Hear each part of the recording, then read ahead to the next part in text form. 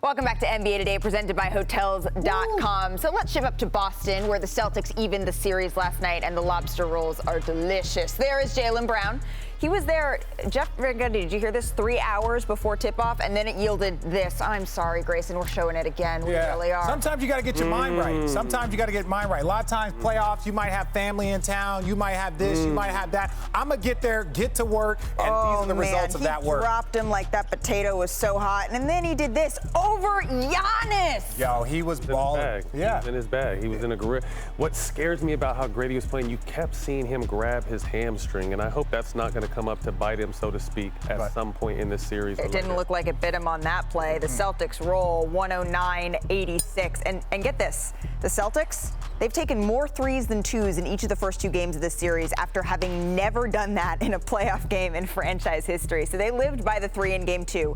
They made 20 of them while shooting better than 46% from distance, but died by the 3. Game 1, they hit just 36% of them. So game 2, that was their savior. Game 1, not so much. But it was an incredible bounce-back performance from the Celtics, and a reminder that their star Jaylen Brown will join us in just about 15 minutes. But gentlemen, we have to start with the graphic that we just showed on Boston's threes, because Matt, I want to start with you here. We were talking about this in the break. Is that style a sustainable plan for the Celtics if they want to win this series? Well, the sweet spot last round for them was about 35 threes to get a game per Brooklyn, and that's, they swept through them. I think what the thing was in the first game is the Bucks were the more physical team, and that had the Celtics on their heels and no rhythm, and they were forcing up a bunch of threes.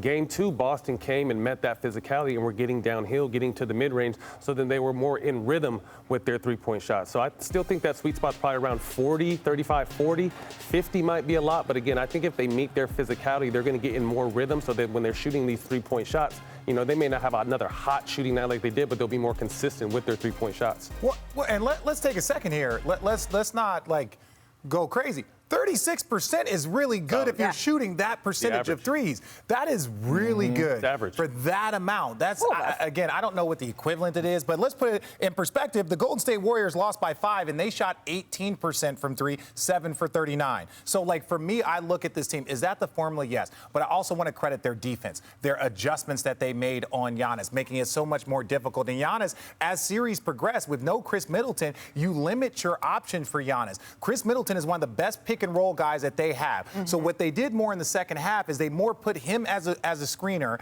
and allow him to roll, then toss him the ball. Drew Holiday is a very good pick and roll player, but after that you start to get very average with how they play their game because they just have floor spacers. So for me, that's where it struggles without Chris Middleton. You are limited the options, but I think to see Giannis more as a screener and as a roller, because you gotta pull in when Giannis is rolling, or if he gets that ball, that will open up more threes for the Milwaukee Bucks. But ultimately, the Boston Celtics are the better team without Chris Middleton. Okay, Perk.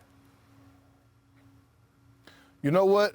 Everything that Matt and RJ was saying is the gospel, and I have no argument. I actually agree with them on everything that they said. You know what? I want to credit Ime Udoka, right? Because he's the guy that gets this team prepared every time they have to face adversity. Like we talk about in the regular season at one point when they was 23 and 25. Ime Udoka called out Jason Tatum, called out Jaylen Brown, had to come into Jesus meeting. All of a sudden, their season turned around. They got punched in the mouth game 1.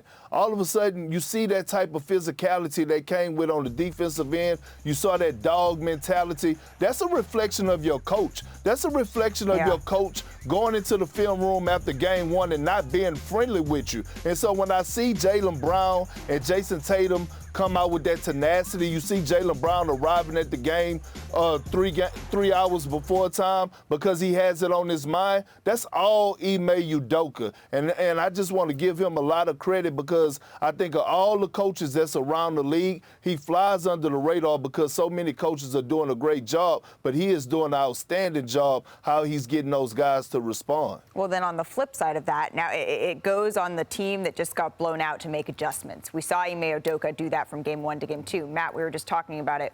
When Bud was on the hot seat, Mike Budenholzer, what was the knock on him? In-game adjustments. So let's see how he now responds, because now the ball's in his court of what he is going to do with this Milwaukee Bucks team for a Game 3 on Saturday on ESPN. Thanks for watching ESPN on YouTube. For live streaming sports and premium content, subscribe to ESPN+.